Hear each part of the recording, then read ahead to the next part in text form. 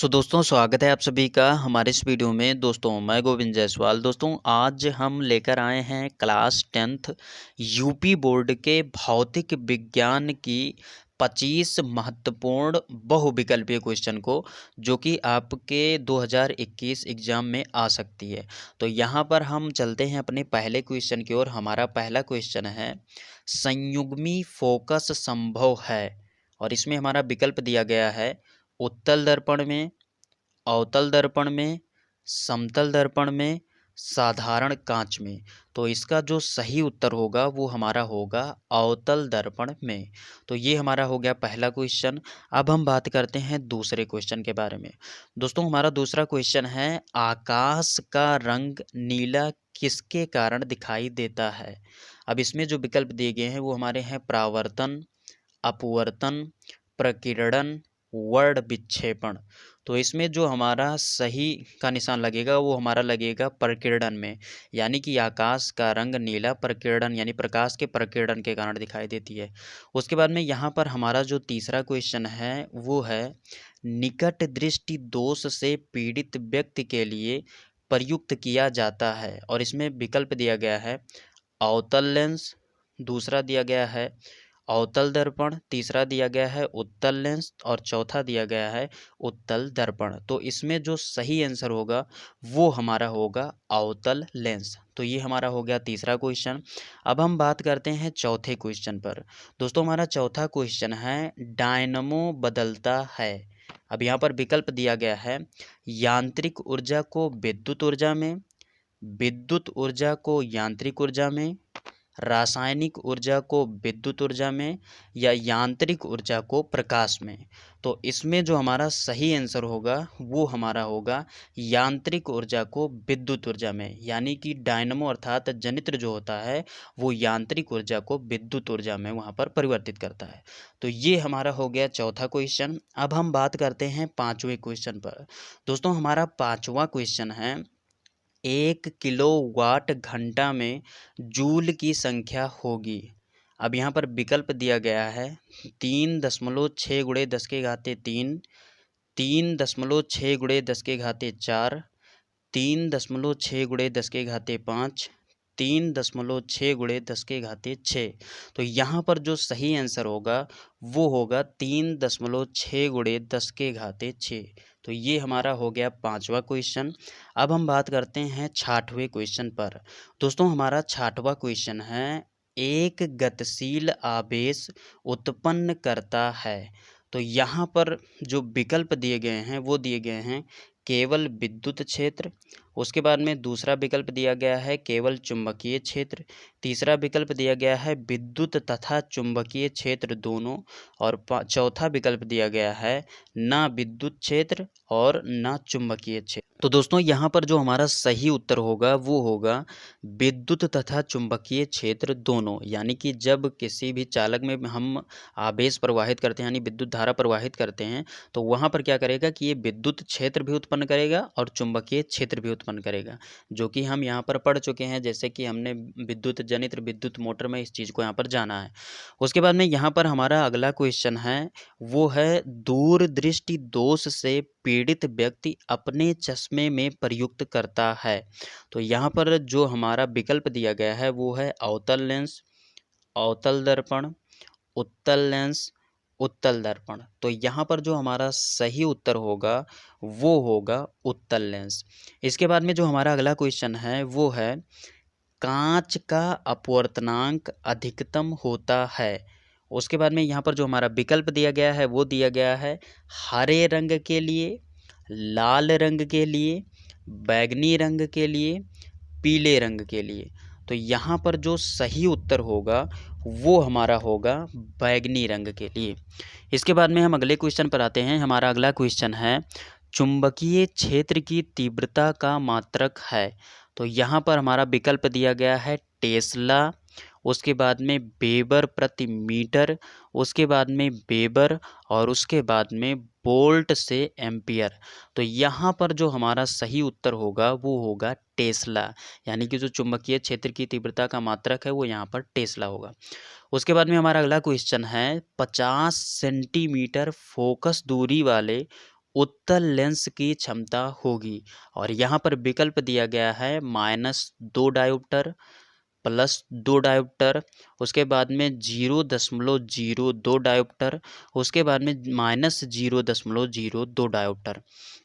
तो यहाँ पर तो सही जो विकल्प होगा वो हमारा होगा 2 डायोप्टर, और इस चीज़ को हम यहाँ पर निकालते हैं। दोस्तों यहाँ पर फोकस दूरी यानी कि यफ का मान दिया गया है, तो यहाँ पर हम लिख लेते हैं यफ इजिकल टू 50 सेंटीमीटर। अब यहाँ पर जब हमको क्षमता निकालनी होती है लेंस की, तो ये जो हमारा फोकस दूरी है उसको सेंटीमीटर से मीटर में बदलनी होती है।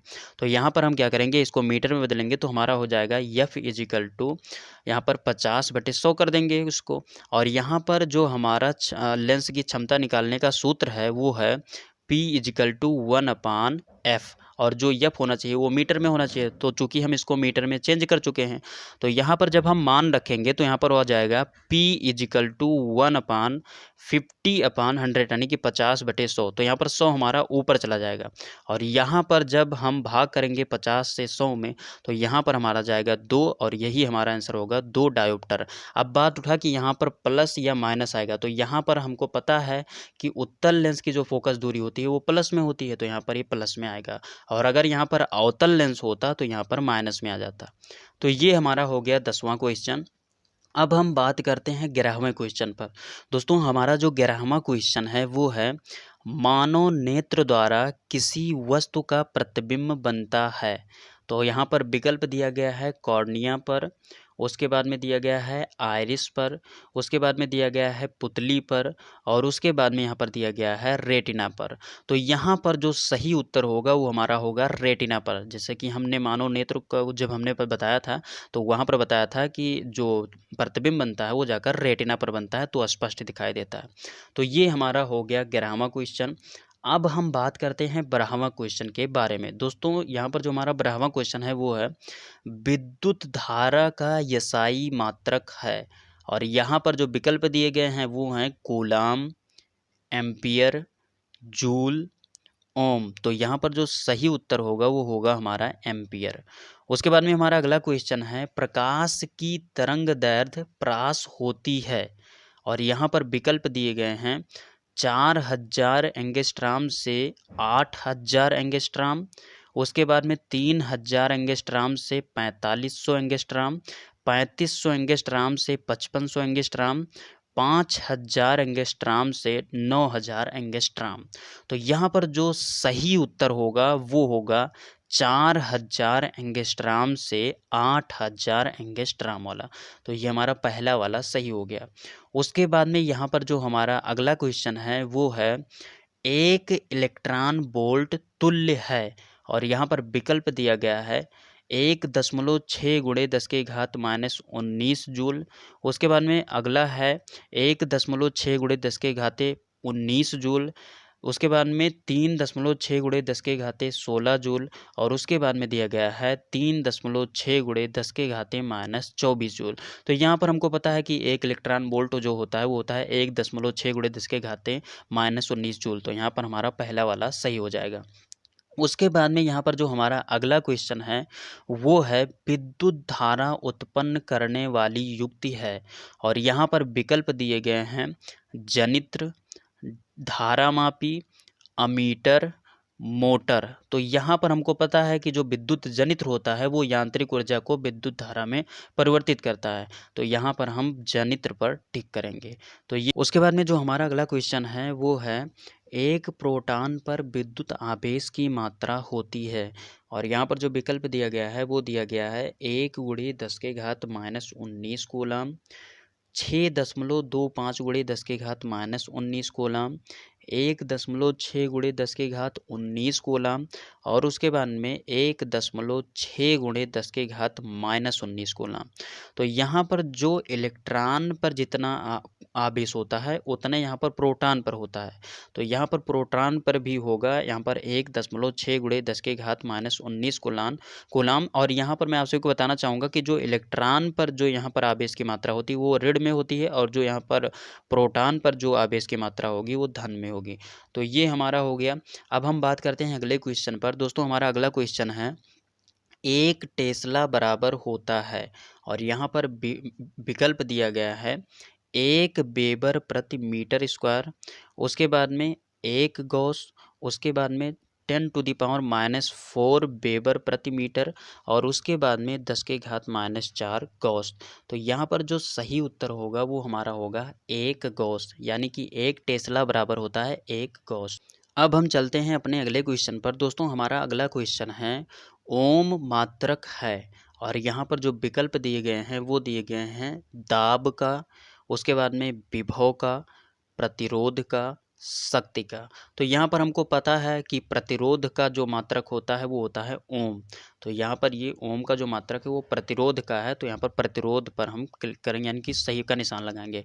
उसके बाद में जो हमारा अगला क्वेश्चन है वो है चंद्रमा से देखने पर आकाश का रंग दिखाई देता है और यहाँ पर जो विकल्प दिया गया है वो दिया गया है बैगनी, नीला, काला, सफ़ेद। तो यहाँ पर जो सही उत्तर होगा वो होगा हमारा काला। तो ये हमारा हो गया। अब हम बात करते हैं अगले क्वेश्चन पर। दोस्तों हमारा अगला क्वेश्चन जो है वो है प्रकाश के लिए किस रंग का प्रकीर्णन सबसे कम होता है।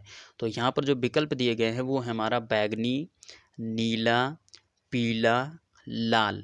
तो यहाँ पर जो हमारा सही उत्तर होगा वो होगा लाल। और यहाँ पर आपको पता है कि जो सूर्यास्त और सूर्योदय के समय जो यहाँ पर लाल रंग दिखाई देता है सूर्य का, इसी कारण से दिखाई देता है क्योंकि यहाँ पर जो इसका प्रकीर्णन होता है वो बहुत कम होता है, तो ये हमारी आंखों तक पहुँचता है। तो ये हमारा हो गया। उसके बाद में जो हमारा अगला क्वेश्चन है वो है अस्पष्ट दृष्टि की न्यूनतम दूरी है और यहाँ पर जो विकल्प दिए गए हैं वो है 25 मीटर, 2.5 मीटर, 25 सेंटीमीटर, 2.5 सेंटीमीटर। तो यहाँ पर जो सही उत्तर होगा वो होगा 25 सेंटीमीटर, यानी कि अस्पष्ट दृष्टि की न्यूनतम दूरी जो होती है वो 25 सेंटीमीटर होती है। यानी कि किसी वस्तु को हम 25 सेंटीमीटर या 25 सेंटीमीटर के बाद में रखते हैं तो उस चीज़ को हम अच्छे से पढ़ पाते हैं, देख पाते हैं। तो ये हमारा हो गया। अब हम बात करते हैं अगले क्वेश्चन पर। दोस्तों हमारा अगला क्वेश्चन है एक स्वस्थ आँख के लिए दूर बिंदु होती है और यहाँ पर जो विकल्प दिए गए हैं वो है 25 मीटर, अनंत, 25 सेंटीमीटर, शून्य। तो यहाँ पर जो हमारा स्वस्थ आँख के लिए जो दूर बिंदु होता है वो होता है अनंत, यानी कि कुछ जो स्वस्थ व्यक्ति होता है वो अनंत दूरी तक देख। तो दोस्तों यहाँ पर ये हो गया। अब हम बात करते हैं अगले क्वेश्चन पर। दोस्तों हमारा जो अगला क्वेश्चन है इसको हम एक बार पढ़ चुके हैं, एक बार हम इसको फिर से पढ़ते हैं। कुछ इस प्रकार से यहाँ पर ये हमारा क्वेश्चन आ जाता है। क्वेश्चन है सामान्य दृष्टि के वयस्क के लिए सुस्पष्ट दर्शन की अल्पतम दूरी होती है। तो यहाँ पर क्या हुआ है कि यहाँ पर शब्द ले लिए गए हैं वो थोड़ा कठिन शब्द। यहाँ पर सुस्पष्ट ले लिया गया है, दर्शन ले लिया गया है, अल्पतम हो ले लिया गया है। अल्पतम मतलब कि कम से कम दूरी, यानी न्यूनतम दूरी हो गई। दर्शन मतलब दिखाई, सुस्पष्ट मतलब बहुत ज़्यादा स्पष्ट। तो ये हमारा क्वेश्चन है और इसमें जो विकल्प दिया गया है वो है 25 मीटर, 2.5 सेंटीमीटर, 25 सेंटीमीटर और यहाँ पर 2.5 मीटर। तो यहाँ पर जो हमारा सही उत्तर होगा वो होगा 25 सेंटीमीटर। तो यहाँ पर ये हमारा क्वेश्चन हो गया। अब हम बात करते हैं अगले क्वेश्चन पर। दोस्तों हमारा अगला क्वेश्चन है लघु पथन के समय परिपथ में विद्युत धारा का मान। अब यहाँ पर जो हमारा विकल्प दिया गया है वो है बहुत कम हो जाता है, परिवर्तित नहीं होता, बहुत अधिक बढ़ जाता है और निरंतर परिवर्तित होता रहता है। तो यहाँ पर जो सही उत्तर होगा वो होगा बहुत अधिक बढ़ जाता है। अब यहाँ पर जान लीजिए कि लघुपथन क्या होती है। दोस्तों क्या होता है कि दो वायर होते हैं जिसमें हमारा ठंडा एक तार होता है और गर्म तार होता है जिसमें हमारी विद्युत धारा प्रवाहित होती है। अब यहाँ पर किसी स्थिति में ये दोनों तार एक में मिल जाते हैं। तो जब ये दोनों तार एक में मिल जाएँ तो यही स्थिति हमारी कहलाती है लघुपथन की। और लघुपथन के दौरान क्या होता है कि विद्युत धारा का मान एकाएक बहुत ज़्यादा बढ़ जाता है। तो ये हमारा हो गया क्वेश्चन। अब हम बात करते हैं अपने अगले क्वेश्चन पर। दोस्तों हमारा जो अगला क्वेश्चन है वो है विद्युत चुंबकीय प्रेरण के नियमों का प्रतिपादन किया और यहाँ पर जो विकल्प दिया गया है वो है हेनरी, फैराडे ने, ऑरेस्टेड ने, गॉस ने। तो यहाँ पर जो हमारा सही उत्तर होगा वो होगा फैराडे ने, क्योंकि यहाँ पर हमने फैराडे के प्रेरण विद्युत प्रेरण का नियम पढ़ा है, तो इसको हम जानते हैं। तो ये हमारे हो गए 25 इंपॉर्टेंट बहुविकल्पीय क्वेश्चन जो कि आपके एग्जाम में आ सकते हैं। दोस्तों उम्मीद करता हूँ ये सारे क्वेश्चन आपको सभी को अच्छे लगे होंगे। दोस्तों वीडियो अच्छी लगी तो वीडियो को लाइक कीजिए, और दोस्तों यदि आप नए हैं हमारे चैनल पर तो चैनल को सब्सक्राइब कर प्रेस कर लीजिए बेल आइकन को, जिससे कि आपको नए वीडियो का अपडेट मिलता रहे। तो दोस्तों बस यहीं पर दीजिए इजाज़त। जय हिंद, वंदे मातरम।